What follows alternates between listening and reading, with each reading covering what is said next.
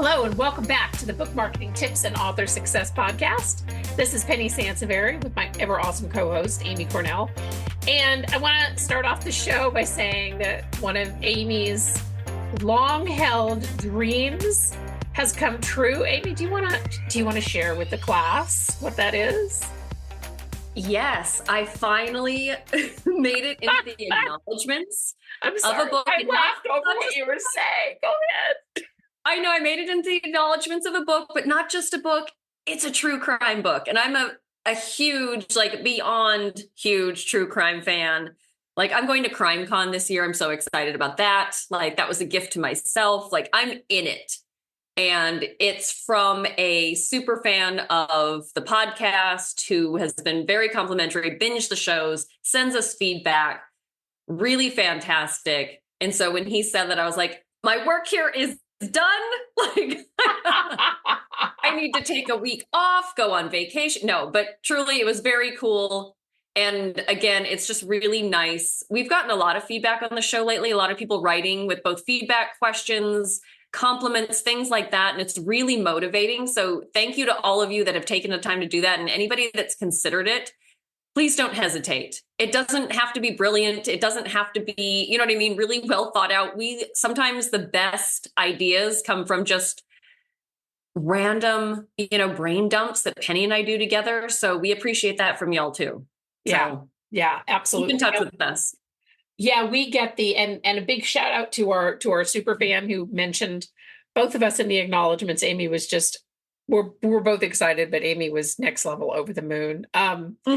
Yeah. And I mean, at Christmas time, I got her all this true crime stuff. I'm like, oh my God, your family's just going to think that we're just both into murderers and stuff. But I told her, and I teased her, I'm like, oh, you're going to have to put a murder board in your bedroom.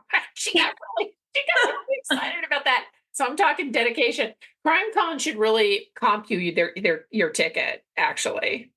Right? I know. I know. It's been many years, but they're local. They'll be nearby where I am this year. So it felt like it was meant to be. Yeah. So it's happening. Yeah, for sure. That's very, very cool. So today, by the way, I want to thank all of you who have reached out about the Amazon Author Formula. The book has exceeded my expectations. So I'm really excited about it. It was a little bit nerve-wracking, changing the name of the book. And I don't think we've ever done a podcast on book titles and why I changed the name of it. But at some point we should definitely to talk about that. But the book has really exceeded expectations. So I want to thank everybody listening. If you bought a copy or reviewed it, thank you so much, because I really appreciate it. One of the things that comes up in emails that we get from authors are questions about how can they speed up their success? How can they accelerate their book doing better? How can they cut out? I mean, a lot of us want to, there's a lot of industries that are built on speeding up any kind of process that you can imagine. And creating, simpler ways to do things that will get you from A to Z lightning fast. Unfortunately, book publishing is not really one of them. And by all means, do not stop listening to the show. This is not a buzzkill show. A lot of our shows start out that way, right? Where I have to we should just have a blanket disclaimer, Amy, on our shows. We promise this is not a bummer show. Right. Stick with it. There's positive nuggets here. Stick with it. But part of the reason that we do these shows is because we see a lot of authors waste money on things that are not necessarily in line with where they are with their book, or it's not the right time for it, or it promises big success and they're not really ready for it. So that was kind of the genesis of this show. Did I cover that, Amy? Yeah, I mean, it's very true. 99% of the shows that we do are based on the fact that we have these conversations with authors that write to us all the time. So Yeah. it's rarely just us sitting here going, what do we think we should tell people? Because, but really, so we do have these conversations a lot. We get authors that come to us that ask about film rights. They say they want to get on big network TV shows, or we get this a lot too, picked up by a celebrity book club, and they want to know how we can help with that. But those are very big steps that, like you said, Penny, a lot of times the author's asking, that's skipping the line. There's a lot of things that need to happen before that. And not that it's not possible, but you have to focus on one thing at a time and check off all those things on the list before it's worth putting time and effort into securing those next level type deals. Right. And I think that it is, and as we mentioned earlier, it also will save you a lot of money and a lot of grief, actually, because spending money on things that you're not really ready for, that your book is not really ready for, is really just a waste of money. And speaking of money, let me just start out with this. Not having a marketing budget will slow your rise to the top. Now, this is not me saying, hey, listeners, I want you to earmark $10,000 and hire my firm to market. This is not what that's about. This is about understanding that there is an investment that you have to make. Now, if you say to me, Penny, I don't really have the money to market my book, fine. Then you have to become the machine, right? So even though we listed this as one of the bullet points, not having a marketing budget, it's really about not understanding. A better way to phrase it is not understanding the investment, whether it's monetary or sweat equity, that a book requires in order to get noticed, right? Because we see this all the time. Well, and on the flip side of that, having a quote unquote endless budget doesn't let you skip the line either. No, So, that's a good point. Yeah. There are sadly a lot of firms out there that are more than happy to sell you services because that is your dream. They will design a campaign or sell you services that match what your goals are, but that doesn't mean it's the right time to be utilizing those services. So you really have to be careful about that too. So if somebody says, oh yes, I can make your dreams come true, here's the bill, you should be wary of that as well. For sure. Well, and it's also using terms like bestseller campaigns and things like that too, that gives the author the idea that that is going to help them jump the line, right? So I don't see it as much anymore, but there used to be quite a number of firms, and actually there was one in San Diego that would that literally branded themselves as Amazon bestseller campaigns, and to get the bestseller flag on Amazon, right? The coveted bestseller flag on Amazon. But basically what you had to do when you drill down into it is you had to buy copies of your own book, right? And that was buried somewhere in the contract in order to hit the bestseller list.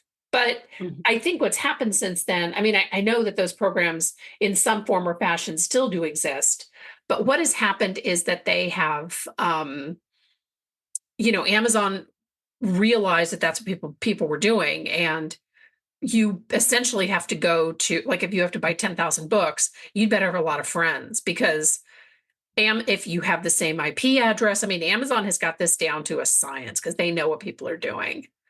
So there isn't anything that's going to, even a great endorsement, and we love great endorsements, but even a great endorsement is not going to help you jump the line. But it is a great piece to the puzzle that creates this whole sort of campaign, this whole platform for your book. And I guess, do you want to talk about not having a platform? Because that's also a big thing. Yeah. If you want to go big in terms of your goals, if you want that celebrity book club, you want to get on that TV show, you want to at some point pitch Netflix, you really have to have a platform, which means a website. And love it, hate it, not really the point.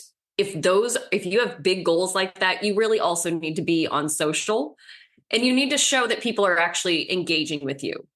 You know, any big opportunity wants a sure thing.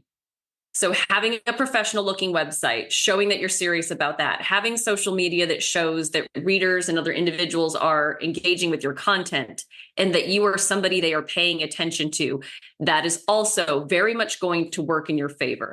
Not having any sort of platform, you're asking them to do way too much work to figure out if they can take a chance on you. And that's just the very honest, you know what I mean? Again, this doesn't mean you can't have a great author journey without a fancy website and without social media.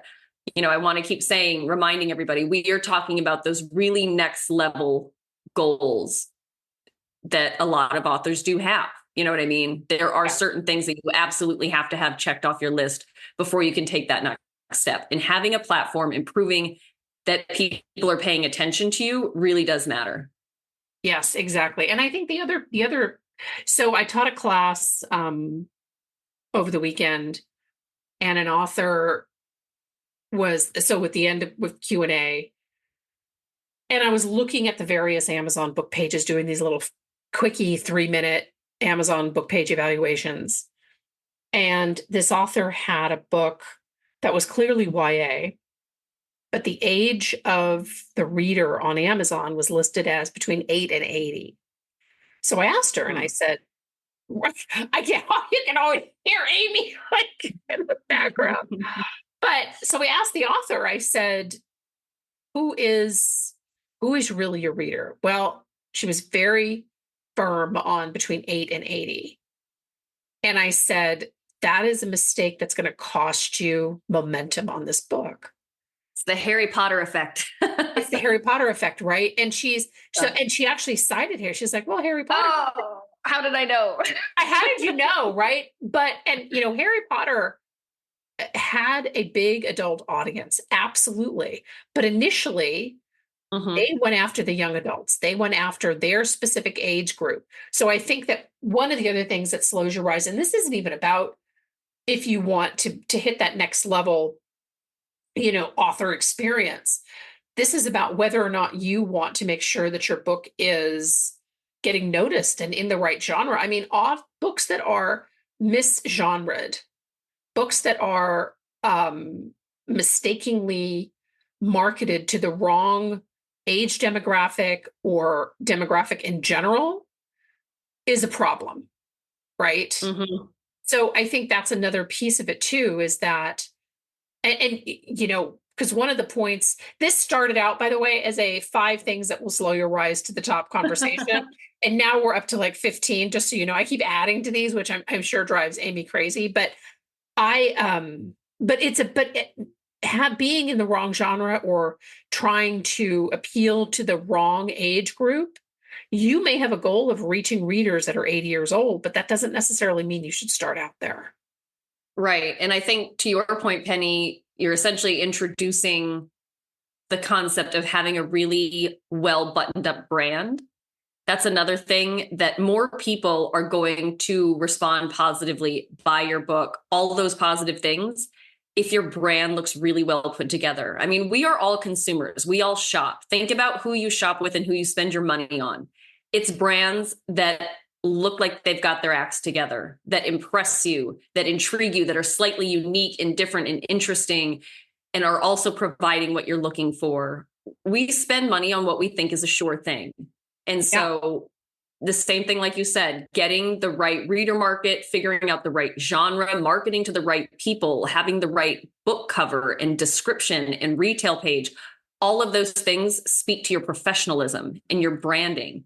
And that really has to be top notch. I mean, that should be your goal, to your point, Penny, whether you want to be on TV or not. I mean, your brand is really, really important. And it's actually not as complex. I mean, I realize that sounds very scary and complicated, but it's actually a pretty short list of things that you need to tend to. You know, when you break it down into step by step, getting a tightened up brand is absolutely something all of y'all are capable of. But it really is important. Every little misstep in your brand kind of chips away at those potential sales conversions for sure, because people land on your page and go, I'm just not sure, but we've all been on book pages where like, whoa, you know what I mean? The cover's gorgeous. The description's amazing. They've got a bunch of reviews. Like we know what kind of book pages make people go, yep, I'm buying that, Yeah. and that's what we have to strive for.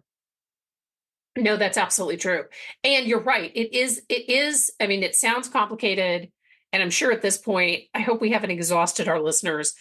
It is easier, and it's not because it's easy for me to say because I'm in it, but it's easier if you break it down into something that is, manageable, bite-sized pieces, as they say. This is absolutely something that you can tackle. And I will tell you right now that the majority of authors don't spend the time doing this. They don't spend the time to go the extra mile, because a lot of times authors will load their book up on Amazon, as I've always said, and think it's the field of dreams. If they publish it, people will come, and that just doesn't, that's never worked out. And speaking of publishing and people will come, holding off marketing your book. So there's a weird, I don't know, maybe it was an article online, maybe it was a class that was around for a while, but there was a time when I talked to authors who had multiple books, not even necessarily in a series, who would say to me, I have another book coming out next year. Maybe instead of marketing the one that's coming out this year, I should just wait until that one comes out because it'll make it easier. And that statement kind of makes my head hurt, because holding off marketing, and it doesn't necessarily mean that you have to mortgage your house, right? As we said, just be prepared to learn and invest your own time if that's something that you want to do on your own. But holding off marketing any book until you feel like, oh, my next book's coming out, or I want to hold off marketing my book because my website's not done, or you know what I mean? It's almost like, well, then you should hold off publishing your book if you're that uncertain about the timing of it. Right. Absolutely.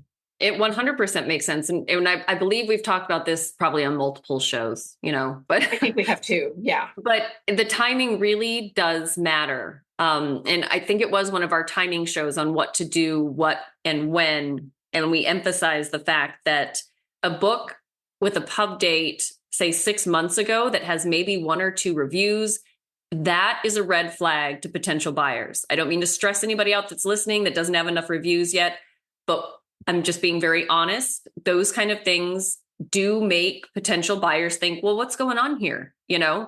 This book has been out for a while. Why doesn't it have more reviews? You know what I mean? Things like that actually do matter to potential buyers. And I realize you can't go back in time, but just keep those kind of things in mind. To Penny's point, you don't want to just throw it up there if you're not ready to actually support the book, So be sure you are really ready to do something and to send traffic that way, and to keep, so you don't want to put it up there and forget about it, or say, I'll get to it later, because as your book ages, it just looks like nobody's paying attention. And that's not a good look.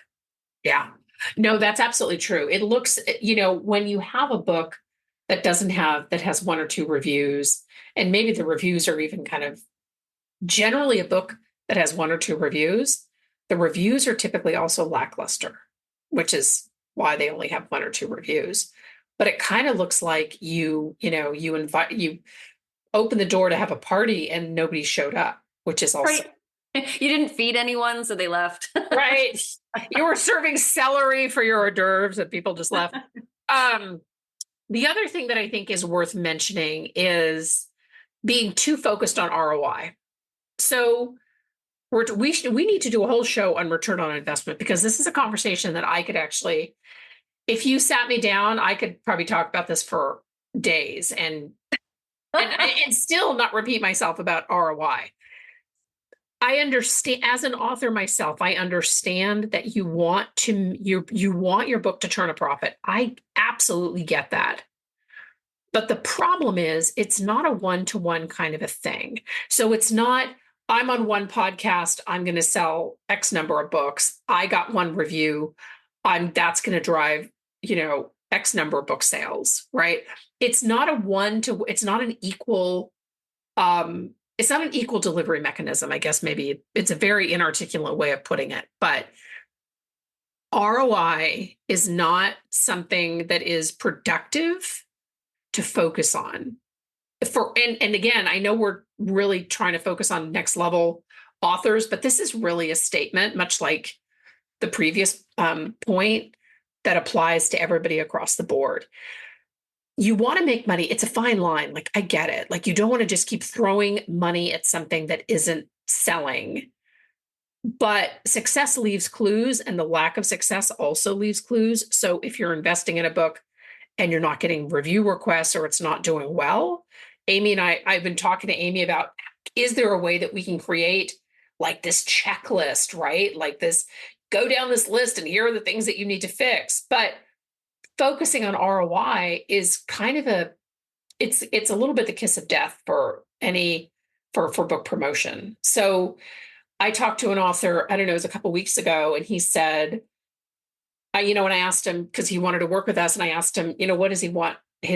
What is his budget? And he said, well, I'm willing to invest anything that I know I can get back. And I don't really have an answer to that, because when people come to me with ROI, I tell them straight out, I had an author one time who said, and I know I've said this on a podcast before, hiring anybody to market your book, whether it's, a one-off freelancer or a book marketing firm like ours, is kind of like sending your kid to college. You want to get them the best education that you can, and you hope that they do something with their degree. And the book is kind of the same thing. So you want to make the best investment that you can, both in the cover and the editing and the marketing and all that stuff. And then you hope that the book has legs. And that's really, that's really the only way that you can, market a book without getting so wound around the axle. Because look at, we always talk about books being a business. When I first had my business, I did not see any kind of a profit for the first 2 years, which was really awful. But as you stick with it, and as you put out more books and you keep marketing it, you do turn the corner. And I promise, generally, it doesn't take 2 years, but it is a process. And a lot of times we pop out of the gate as authors and we think, okay, I'm going to make this investment, and the investment is $1,000, and I'm going to sell probably $1,000 or more of books, and I'm going to make back my investment, and I'm going to reinvest it. And that's how my marketing is going to work. And honestly, it never works out that way. No. Unfortunately. No. Yeah. And and we've done, I know we keep referencing, but I know a lot of y'all are super listeners. So you've probably heard a lot of these, or even if you're just now finding us, I know that a lot of people that once they find us, they message us that they start binging shows. I love that. I know. So when we say we've done a show on this, it's mostly because we're reminding y'all that you've probably already listened to it. If not, you will soon. But, we've done shows on those kind of expectations, and we did a show, I think it was more recently, Penny, but on kind of breaking down the reader process, like how a reader finds a book and ends up buying a book, and all the different steps and factors that come into play that honestly, you as an author don't have control over. Even us as marketing people don't have control over it. There's a lot of elements that go from an individual, getting introduced to a book and when they actually decide to buy it. And it's very complex. And to Penny's point, that's why the whole one-to-one, I did this, I'll get this many sales, just doesn't work that way. Because, and I've told a couple clients recently that we're grateful for the perspective that you can do the same solid marketing every month and still see a huge variable month to month in your sales. And that's just because it happens to be when people are finally at that point where they're ready to click buy. Yeah. And you don't have any control over that. Yeah. So, you get in front of 10 people 1 month, maybe 2 will buy the next month, 5 from that original 10 will buy the month after that. You know what I mean? So it's always going to be spread out in very unpredictable ways. And so when you're looking at, and your Amazon, I know Amazon reports are on a delay, aren't they, Penny? Oh yeah, the So, Amazon ads reports were a disaster. and Yes. yes, and sales reports are never like right in, in real time either. So, I love when you said, Penny, you really can't just live by the math on its own month to month. You really have to think long term, like running a business, and realize that some months are going to be better than others, but the consistency is what matters. And you will get to another month where you have like a nice surge in sales, and it will come again if you stay consistent with your exposure.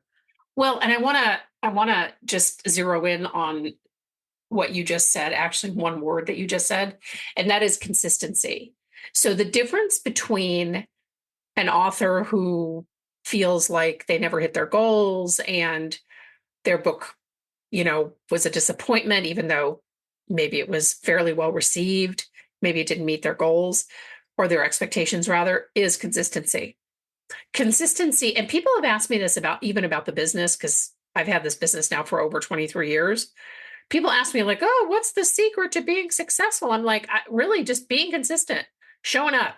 You got to show up all the time. And I know that sometimes that's exhausting. Like, we don't always want to show up every day. I get it. We're only human. But the consistency of the work that you do, and this is why we have a number of shows actually on that talk about managing your marketing and managing it in such a way that you're not like, okay, so this week I'm reaching out to 10,000 people in the media, because that's not a realistic, I mean, unless you just don't sleep. And even then, that's not really a realistic goal. So I think that the consistency of doing something um, is the difference between being, success, being a successful author or not being a successful author, which is part of the reason why the ROI conversation is important. It's not about, hey, we want you to invest a ton of money and not expect anything in return. It's about, if you focus on dollar in, dollar out, that in and of itself you will lose so much momentum on that, and you will lose your desire to stay consistent and to keep doing all the things. So that's another Mhm. reason why. And I know I've sort of went on and on, but it's definitely worth the conversation. And we should do a whole show on this, although we pretty much kind of have now. Well, and I think that was the perfect lead in, Penny, the consistency element, because we had a couple other bullets on here that we wanted to make sure we mentioned, which was both reviews, but then also getting coverage from Yes. genre and topic thought leaders, influencers, things like that. Because consistency definitely matters in terms of drumming those up. You are not going to come out the gate and instantly have dozens of reviews on your book page. And same thing with coverage. That takes time. Right. And even people that get introduced to your book and they like the idea. I mean, getting a podcast show officially, getting coverage on a podcast could take months. So these are Yeah. things that have to be worked on consistently. And it's also helpful if you are checking off little wins for those consistently. Reviews. It's nice to get a few reviews it's nice to get a lot more than that, but make sure you're getting reviews consistently, because that matters. If you got a bunch of reviews at once, honestly, granted, we know better, but a lot of times that ends up looking like you used a review service and then nobody else organically bought and reviewed your book. So the consistency there is really important. And same thing with getting coverage. You have to keep pitching those and consistently getting features, reviews, interviews, things like that. Also very important. When people come to us and say, I want you to pitch me to celebrity book clubs. Penny, what number pops in your head, kind of puts you on the spot for the number of reviews you would expect a book to have before you'd even go there? Well, I would think along the lines of Colleen Hoover. Yeah. And I'm, and look, I'm sorry, but the reality is that we talked about this in the last show, that I think even last week, we talked about the numbers that when Oprah had her show, 2,000 pitches a week that they got. Imagine, like, how many pitches Reese Witherspoon gets. Oh my gosh, yeah. On, probably even just on Instagram alone, on her book club. So I would expect you to have tens of thousands of reviews before you want to go after a big celebrity book club, for sure. Right. And again, we're not trying to do this to crush dreams or anything like that. But Sure we are. No, I'm just kidding. What authors are looking for and the realities, but specifically more so you stay focused on things that actually will serve you. So spending a bunch of time and money, potentially hiring people that say they're going to pitch you to all these big book clubs with your first ever debut title, and you maybe just launched your website this week, like that's not the time or the place to be spending time or money on things like that, you know? Right, right. And as you alluded to just now, it can be a real waste of time and and your marketing budget. And Amy, and not to put you on the spot, but how many authors do we see in a year who come to us after they've purchased a program that did nothing for them, or was, they started on something too early and they kind of blew a lot of their marketing budget? I mean, that's a pretty big number, right? Oh, yeah. I can safely say dozens that outright admit it. And that doesn't mean there aren't people that come to us that have been through the ringer that just don't bother to tell us that. Right, right, You right, know, right. Exactly, exactly. that happens a lot where somebody, and in not always fault of their own by any means, but either they got caught up in potentially being able to jump the line, or in big promises or flashy campaigns that seem like, oh, this is the right way to do it. But you have to wonder, why isn't everybody doing it? Yeah, exactly. And that was that is, I mean, I know we talked about it earlier with the Amazon bestseller campaigns, but that's the problem when you have flashy campaigns that seem to promise the moon, aka cutting the line. They never they'll never live up to your expectations, right? It'll never live up to the promises. There was and I'm gonna be very careful when I say this because I don't want to get our podcast like booted off the air, but there was a publisher. Exciting. I know. Amy's like, I'm all in. There was a publisher who had partnered with an independent. Actually, there's been several, so this doesn't. Nobody. It's going to be hard to figure out who this is, but publisher that is working with a independent publisher. So like it's not Ingram Spark, but it's kind of like an Ingram Spark where they basically facilitate the publishing process and get your book up on Amazon. And that's pretty much it. But the issue with that was that it gave authors the impression, because this independent press was tethered to a bigger publishing house, it gave authors the impression that they were cutting the line, which really, I got to tell you, really pissed me off, because I would talk to authors, and I don't know that they're still doing it, because I have not talked to an author recently who has said this to me, but I would talk to authors. It was a time in 6 months where I maybe talk to 20 authors who said, yeah, I'm with such and such. And so if my book does well, they'll pick it up and publish it through their big publishing house. And that literally never happened. No. I don't know a single book that was picked up from the indie publisher and published through their main house. And maybe there was, and I'm just unaware of it, but I read a lot of the trades. I never saw it. And so that is this deceptive jumping the line stuff really makes me very mad. But that is it's deception in advertising. And I think a lot of places kind of feed into that, unfortunately. When I published the Amazon author formula, I got so many emails from companies that were like, hey, I can send your book out to 45,000 people. Yes. And make it into a movie, which would be riveting. Right? Yes. This is me on Amazon just doing George Clooney trying to figure out what his keywords are on Amazon. Oh my gosh. But when I wrote one of them back, because I was curious, I wrote one of them back and I said, well, who are these 45,000 people? Like, what are their demographics? Right? Because they could be people they could be people in another country that don't actually buy English books. I mean, right? And they never, shocking, they never wrote me back. So, I mean, you just have to be a little bit cautious, because unfortunately, a lot of places out there are trying to entice authors to jump the line when that isn't actually a thing. Right. And not to dangle the shiny object, that we're not going to talk about, but there really is a right way to go about this. I mean, it's not going to work the same for every single person by any means, because there's so many different variables. But, if you take away anything from this, just know that there's solid things that you can do for your brand, in your platform, in your book. And there are a lot riskier things you can do.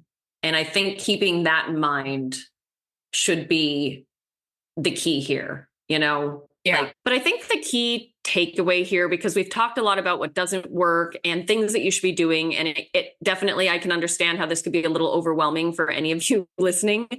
But really, what we're saying is that there are some really solid things that you can do for your brand, your platform, your book, that are definitely going to help you out and help with those sales conversions, help with those impressions. And then there's a lot of riskier stuff out there as well. And so, the positive light at the end of the tunnel, I think with this episode specifically, is making sure you stay focused on the solid stuff. Do your best to really cross your T's and dot your I's with what you need to be doing right for your book.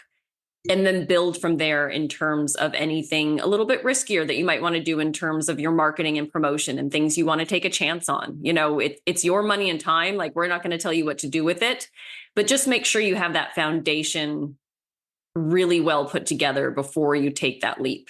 Yeah. Yeah, exactly. And I think that I hope that the biggest takeaway is from all of these shows is that we really want you to be successful. That is, at the end of the day, the heart and soul of, in fact, I talked to an author just a couple of days ago, and she said, you and Amy both do a really great job of giving away a lot of valuable information to help authors. And that's part of the reason why we haven't had guests on the show, because we just really wanted to stay focused on the message. And the message is, we really want you to be successful. And we hope that these shows help you to do that. Amy, I think we hit all of our bullet points, did we not? We did, I think, and then some. So there's some bonuses in there. And then some, I know. So this whole 5 things that will slow your rise to the top is now like 15 things. But we hope that you enjoyed the show. Thank you again so much for listening. And we love your show ideas. Even if you just want to send us an opinion on the show, we love that as well. We love hearing from you. And we love reviews wherever you listen to podcasts. Thank you so much for tuning in. Bye-bye.